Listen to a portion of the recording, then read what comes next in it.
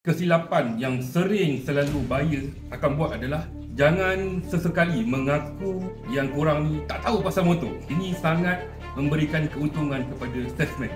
Belum ada lagi pernah salesman yang betul-betul jujur. Kebiasaan mereka akan lebih mementingkan proses penjualan tu banding untuk memberitahu yang ada masalah pada motor tersebut. Dia nak menjual, bukannya nak mencari penyelesaian. Saya dimaklumkan oleh owner ketika beliau beli motor ni, lepas saja bawa, cover set tertanggal. Rupa-rupanya cover set ni telah diikat dengan hanya kabel tight saja, tidak menggunakan tools yang betul ataupun skru klip yang betul.